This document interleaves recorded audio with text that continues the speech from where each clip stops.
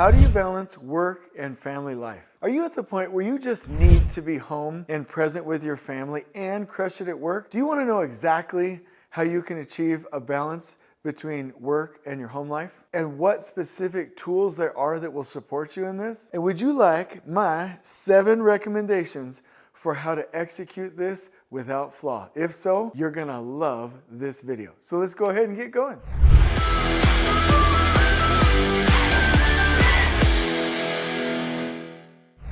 So first and foremost, what does balance mean? When you look it up in the dictionary, it means an even distribution of something. But there's also another word that I want to introduce here, which is blend, which by definition is a mixture of different things in quantities. So sometimes we're really focused on balancing, but the fact of the matter is that work and home life, there is an intentional blend. So it's not a fight of either or, it's how do we get that right blend and that right balance. So how do you balance and blend your work and your home life? Well, the key is to intentionally schedule them both. So let's work in this order. First, exactly what time do you need for your family? What time do you need for your work? Then we will design a role in both areas. Then you will figure out in both areas how to accomplish the tasks within the time given and to be intentional about it. Most of the time, the reason that we don't have a balance, the reason that we don't have the right blend is because it's just not intentional. And when it happens by happenstance or accident, then we accidentally spend too much time at work and we don't have enough for our families. So the key is to really identify how much time do you need for both. And here's how I would do it. All right, so what I'm asking you to do is to go home to your spouse or your partner, your kids, whatever family you have, and ask, hey, what are the most important things to you? And you'll say, hey, when do you need me home? When are some key times for the family that we really need to hold sacred? And the first response, probably because your partner or your spouse knows that you're in construction and is by this point pretty used to it, they'll probably say, oh, honey, it's not a big deal. Spend as much time you want. That's when you're going to have to say, no, I'm really serious. What are the most important things? And your partner or your spouse or anybody at home might then be like, okay, well, if you're really serious about this, Jason or John or Susan, whoever it is, right? If you're really serious, then these are the things. And you'll really want to draw that out of your family in a discussion. So perhaps there is a baseball game on Wednesdays that starts at 4 p.m., right? That you really could be a part of, right? You could come home a little bit early, be a part of your children's baseball game, right? And it would really help out your spouse. Okay, let's say also maybe you have date night every week. Hey, date night on Fridays, it'd be nice to be out. The kids are watching movies and playing video games by 5 p.m. It'd be really nice. So-and-so, if you were available, Fridays at 5 p.m. for date night. Hey, go to a certain class on Tuesdays in the morning. If you could go to work late and take the kids to school and basically get them ready, that would really be nice, right? So hopefully you can mine some really great information and say, hey, what are the key times in the week where I can really be focused with family? The other thing that you'll ask is, hey, honey or partner or family, when can I work late if my job site needs me to? And maybe they say, you know what, most people in our family, most of our family members on Mondays, it's not really a big deal. We can be late. We're not getting home until 8 o'clock anyway, so you can work as long as you want on Mondays. Same thing on Thursdays. Most of the family members are busy. I have therapy or classes, so you, honey, or the person that we're talking about in this example, can work as late as you want. So we know that Mondays and Thursdays are those days. But if you can show up late to work on Tuesday, if you can be here for the baseball game Wednesday at 4 p.m., and if we can be on date night by 5 p.m. on Fridays, that would be great. So what you've done here is intentionally scheduled when you can be at work and when you really could be home. Go take this to your project team and discuss it and compare it to the rest of the project team's calendars and find an intentional way amongst the team to cover for those times when you can't be on the project. Then once that happens and the team says, yeah, hey, we have somebody that can set up the day for you, do the orientations, open the gate. Yeah, hey, on Wednesdays we got somebody else on the team covering. Not a big deal. Hey, on Fridays, we'll just make sure the job site's ready to shut down on time.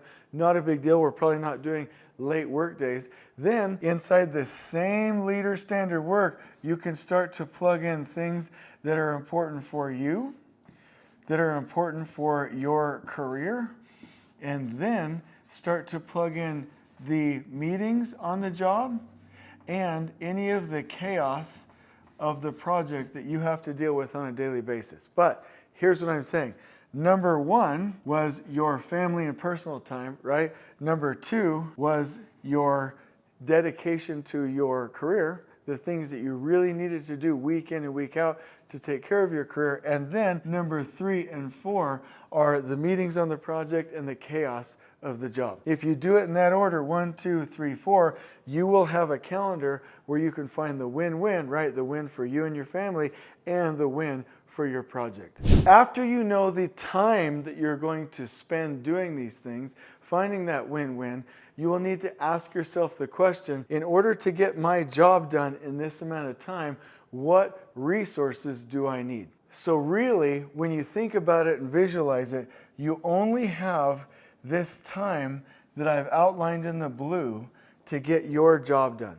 So here's the question. What things do you need to get your job done in that amount of time? How many people do we need on the team? What kind of technology and what software will I need? What support will I need to accomplish these things inside that window? What training do I need to go get for myself so I can do it? And what does my work environment need to look like so that I can accomplish that within that time? So you're not going to design your project or your leader standard work or your desk or your environment or your technology or your team until you know what you need to actually get it done within the time frame that you have planned on. And the same thing goes for your family. Anything outside of that blue area, you want to intentionally plan so that you can really take care of yourself and your family in that time as well.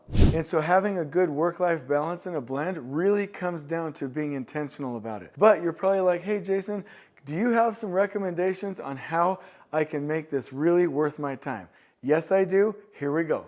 Tip number 1, spend at least 90 minutes every week with your partner or your spouse doing coordination type activities, meaning the running of the family business or the partnership, right? The coordination needed to make sure that machine is running. At least 90 minutes a week. Number 2, and you're probably going to think I'm crazy when I say this, but 2 date nights per week. 1 where you go out, and it can be even sitting in the car watching a show or a movie, getting something to eat. But 1 date night where you're out without distraction, and then at least a second one where maybe you're just hanging out in bed, watching a show, maybe playing cards, playing a game, talking, doing something together twice a week. 3, and you're gonna love this one, 15 hours aggregate of time spent around your partner or your spouse or your family. That doesn't mean you have to be in their face, but around the area in proximity to where you can feel each other's energy, spending enough time to where you are actually a couple, actually in that partnership,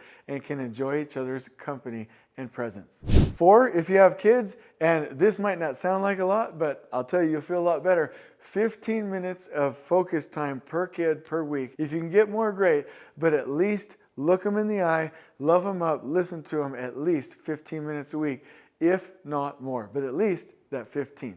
5, I make it a rule in my family, 1 fun little trip either to the mall or to the lake or out to eat or doing something with the family, 1 a week, and you will make sure that you feel like you've connected to your family. 6, have time at home, and I recommend at least, especially in construction, at least 2 nights where you're at home, dinner around the table, present, ready to go, to where that kind of proximity and consistency is there, and your children and your partner and your spouse know you exist, and you're able to be home for the family. And number 7, and I really feel strongly about this, try to not work the weekends. Really try. If you are on a project where you have Saturday work, then what you'll want to do is rotate with the project team. If you oversee projects by yourself, then you will want to work the project schedule in a way to where you at least get every other weekend off. You can't sustainably work weekends over and over and over. You at least need 105, if not 135 days in a year off free thinking time to rest, relax, and rejuvenate. Just like YouTube channels thrive on likes and comments, which I would love for you to do, human beings thrive on time off and time with their families where they can be whole, healthy, and happy. And so if you really want to be successful with this, literally force yourself to stay within these parameters, and you will, through ingenuity and innovation, get creative and figure out ways that you can stay within that boundary. You can even constrain it some more. Maybe it's not 2 nights late a week, maybe it's only 1. But until you constrain yourself, until you force yourself, you will accidentally end up working too much for too long and not having time for your family. So we have got to break the chemical addiction of always trying to take care of everyone else's needs, right? And always accidentally interrupting our work and our schedule for the sake of others and the project. And we are going to have to stop, put that on timeout, go home, take care of our family, and set that good example. That's when your whole team will start to be balanced with you. And so I really hope you're able to establish that habit. In the description below, I'm going to give you a formatted graphic that will really help you manage your time, identify this focus, and hold and maintain this focus so that you can have a really great experience and again, balance and blend your work and family life. On we go.